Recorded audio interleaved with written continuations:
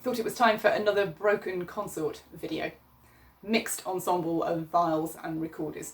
And I thought we might just push the boundaries, break some of the rules that we've established in the first couple of videos so far and get a little bit more experimental. So, brief recap. So far we've done 2 videos on this theme and we've worked at 8-foot pitch. So we've chosen recorders that play at written pitch, that are going to sound in the same octave that a viol would sound in, rather than recorders that will sound an octave higher than written at 4-foot pitch. So we've used the tenor generally at the top of the ensemble, or as the soprano voice. We've used bass recorder as the alto line, great bass as the tenor, contrabass as the 8-foot bass line. And then we've used tenor and bass viols so far, because I said that they were generally more successful than treble viols in consort.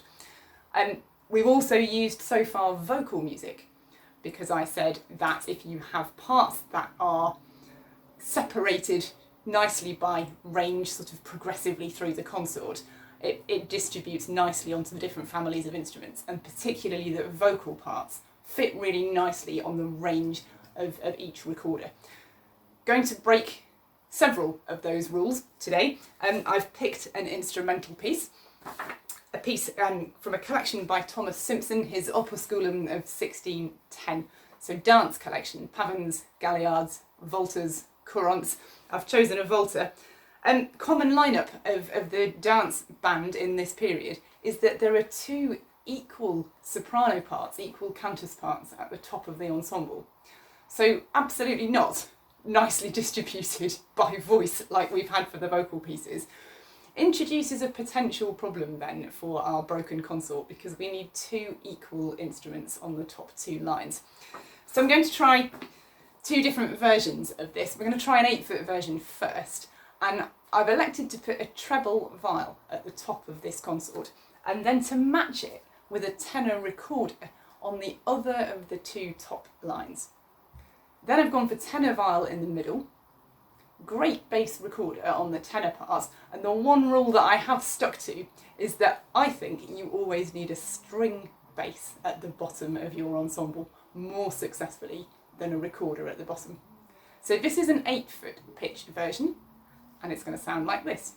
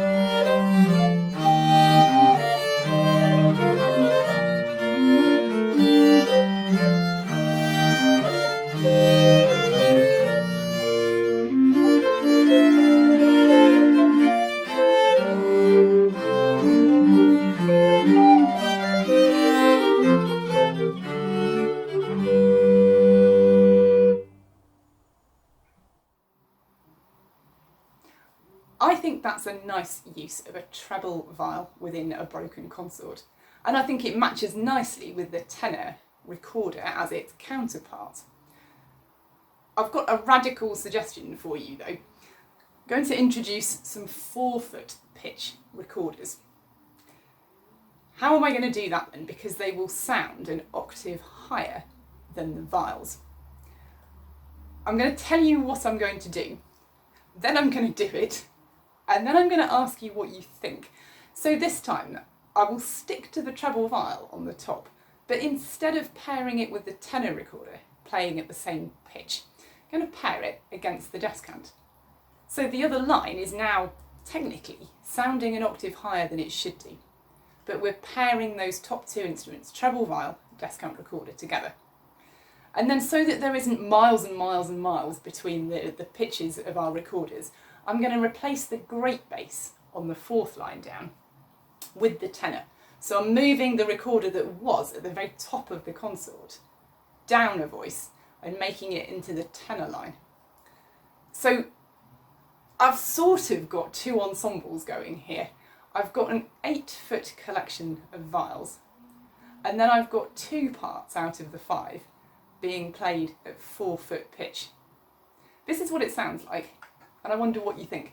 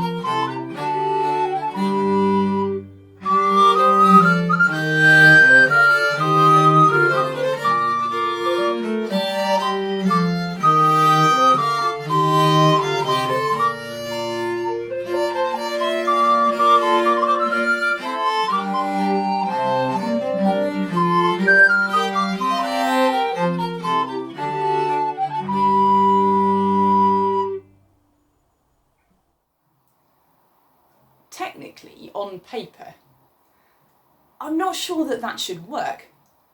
I don't know that it's allowed to have the second line of 5 sounding an octave higher than the rest of your ensemble, and the fourth line of 5 also at 4-foot pitch.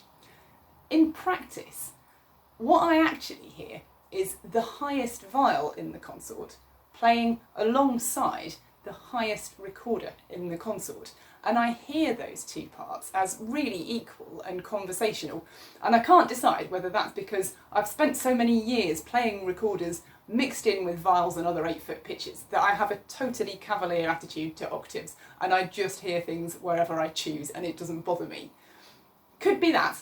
Or it could be just that actually our ears sort out things like that. And when you've got two families of instruments going separately, you really pick out the top voice of each.